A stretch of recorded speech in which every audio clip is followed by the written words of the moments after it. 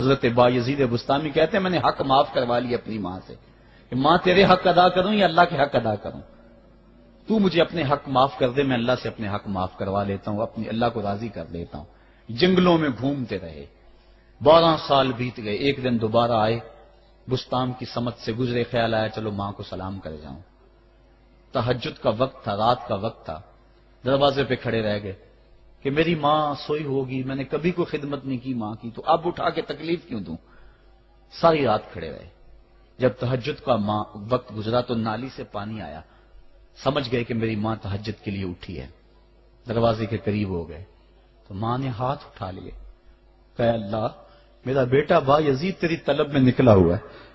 میں نے اسے اپنے حق معاف کر دیے، تو اس کو اپنا وصال عطا کر دے۔ حضرت بایزید دروازہ کھٹکھٹانے لگے اور ماں کے قدموں میں لپٹ گئے اور رو کے کہنے لگے جس رب کو میں جنگلوں میں تلاش کرتا ہوں وہ تو رب میری ماں کے پاس ہے۔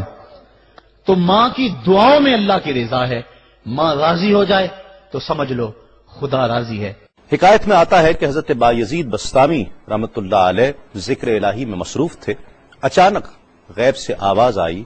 کہ اے بایزید سامان کے بت خانے میں چلے جاؤ اور ان کی عید میں لباس سے راہبان پہن کر شامل ہو جاؤ۔ حضرت بایزید کہتے ہیں کہ اسے میں نے شیطان کی شرارت اور وسوسہ سمجھ کر جھٹلا دیا،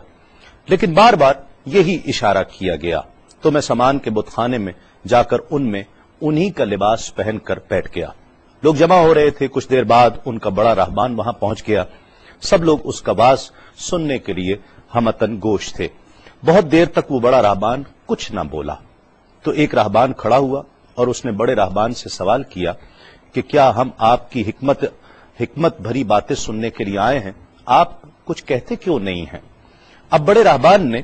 کہا کہ مجھے اس بات کا یقین ہے کہ تم میں لباس سے راہبان میں ہی ایک مسلمان موجود ہے اور وہ تمہارے مذہب کا امتحان لینے یہاں آیا ہے۔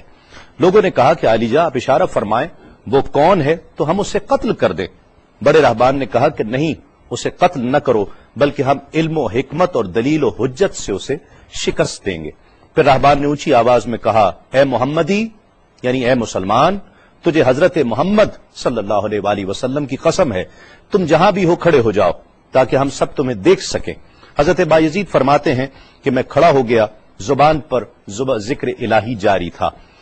تب بڑے راہبان نے کہا کہ میں تم سے کچھ سوالات کروں گا، اگر تم نے اس کے جوابات دے دیے تو ہم تیرے تابع ہو جائیں گے، اور اگر تم جوابات دینے سے عاجز ہوئے تو اور جوابات نہ دے سکے تو ہم تجھے قتل کر دیں گے۔ بایزید بستامی نے فرمایا تم سوال کرو، انشاءاللہ میں جوابات دوں گا۔ بڑے راہبان نے سوالات کا آغاز کیا کہ وہ ایک چیز کیا ہے جس جیسی دوسری کوئی نہیں ہے، وہ 2 کیا ہیں جن کا تیسرا کوئی نہیں ہے، وہ 3 کیا ہے جن کے ساتھ چوتھا کوئی نہیں ہے، وہ 4 کیا ہیں جن کے ساتھ 5واں کوئی نہیں ہے، وہ 5 کیا ہیں جن کے ساتھ چھٹا کوئی نہیں ہے، وہ 6 کیا ہیں جن کے ساتھ 7واں کوئی نہیں ہے، وہ 7 کیا ہیں جن کا 8واں کوئی نہیں ہے، وہ 8 کیا ہیں جن کے ساتھ 9واں کوئی نہیں ہے، وہ 9 کیا ہیں جن کے ساتھ 10واں کوئی نہیں ہے، وہ 10 کیا ہیں جو کامل ہیں، اور 11 کیا ہیں، اور 12 کیا ہیں، اور 13 کیا ہیں، اور 14 کیا ہیں جو اللہ سے باتیں کرتے ہیں۔ اور بتلاؤ کہ وہ کیا چیز ہے کہ جو بغیر روح کے دم لیتی ہے، اور وہ قبر کون سی ہے جو صاحب قبر کو لیے پھرتی ہے، اور وہ پانی کون سا ہے جو نہ آسمان سے آیا اور نہ زمین سے نکلا۔ اور بتاؤ وہ 4 چیزیں کیا ہیں جو نہ جن ہیں، نہ آدمی، نہ فرشتہ، اور نہ وہ باپ کی پشت سے ہیں اور نہ ماں کے شکم سے ہیں۔ اور بتاؤ کہ سب سے اول زمین پر قتل کس نے کیا، اور بتاؤ التامیہ کیا ہے، اور بتاؤ کہ وہ کون سا درخت ہے جس کی 12 ٹہنیاں ہیں اور ہر ٹہنی میں 30 پتے ہیں اور ہر پتے میں 5 شگوفے ہیں، اور ان میں سے 2 دھوپ کے اندر ہیں اور 3 سائے میں ہیں۔ اور وہ کیا چیز ہے جو بیت الحرام کا حج کرتی ہے مگر اس میں نہ روح ہے اور نہ اس پر حج فرض ہے۔ اور بتاؤ رات کہاں جاتی ہے جب دن نکلتا ہے، اور جب رات ہو جاتی ہے تو دن کہاں چلا جاتا ہے۔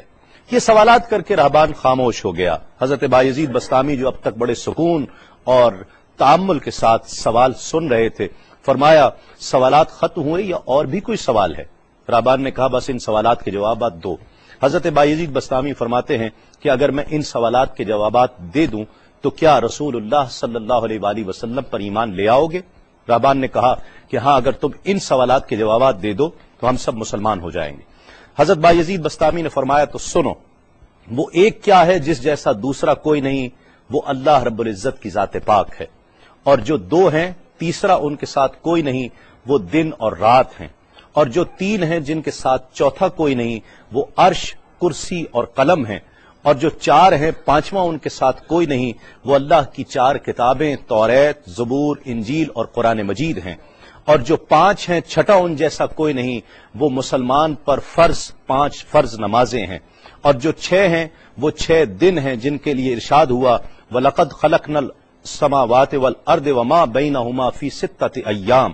اور 7 جن کے ساتھ 8واں کوئی نہیں، وہ 7 آسمان ہیں، اور جو 8 ہیں جن کے ساتھ 9واں کوئی نہیں،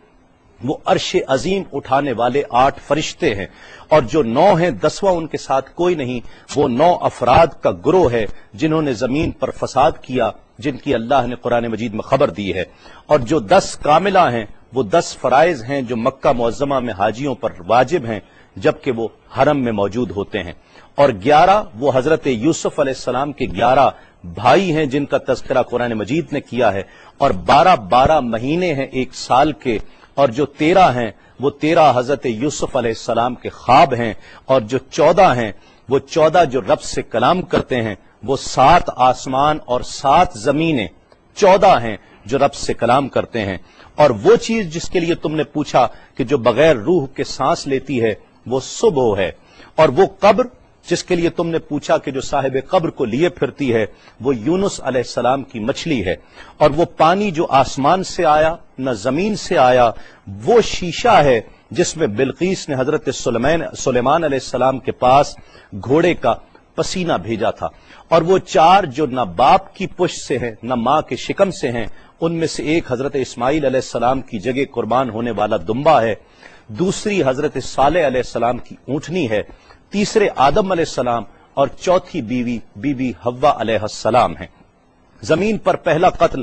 قابیل نے کیا، التامیہ قیامت کا دن ہے جس دن حساب و کتاب ہوگا، اور وہ درخت جس کے لیے تم نے پوچھا کہ جس کی 12 ٹہنیاں، ہر ٹہنی پہ 30 پتے، ہر پتے میں 5 شگوفے ہیں، جن میں سے 2 دھوپ میں اور 3 سائے میں ہیں، وہ 1 سال ہے جس کے 12 مہینے ہیں، ہر مہینے میں 30 دن ہیں، 5 شگوفے 5 نمازیں ہیں، اور وہ 2 دھوپ میں ہیں 3 سائے میں ہیں، اور وہ جو چیز جس کے لیے تم نے کہا کہ طواف کرتی ہے کعبے کا، نہ اس میں روح ہے نہ اس پر حج فرض ہے، وہ نوح علیہ السلام کی کشتی ہے، وہ دن اور رات اللہ رب العزت کے علم میں پوشیدہ ہو جاتے ہیں۔ جب حضرت بایزید بسطامی علیہ الرحمہ نے سب سوالات کے جوابات دے دیے تو سب حیران اور ششدر کھڑے تھے۔ بایزید نے فرمایا تم نے مجھ سے اتنے سوالات کیے، میں تم سے ایک سوال کرتا ہوں، بتلاؤ جنت اور آسمان کی کنجی کیا ہے؟ سب کو جیسے سانپ سونگھ گیا، کوئی جواب نہیں ہے۔ کہا کہ ہم جواب دینے سے عاجز ہیں۔ حضرت بایزید رحمت اللہ علیہ فرماتے ہیں کہ میں بتاتا ہوں آسمان اور جنت کی کنجی کیا ہے، خدا کی عزت کی قسم وہ لا الہ الا اللہ محمد الرسول اللہ صلی اللہ علیہ وآلہ وسلم ہے کہ یہ کلمہ پاک آسمانوں کی اور جنت کی کنجی ہے۔ بس آپ کا اتنا بیان کرنا تھا۔ حکایت میں آتا ہے کہ سب کی زبانوں پر کلمہ جاری ہو جاتا ہے، بت توڑ دیے گئے، اور جتنے وہاں پر موجود تھے سب ایمان لے آئے اور دائرہ اسلام میں داخل ہو گئے۔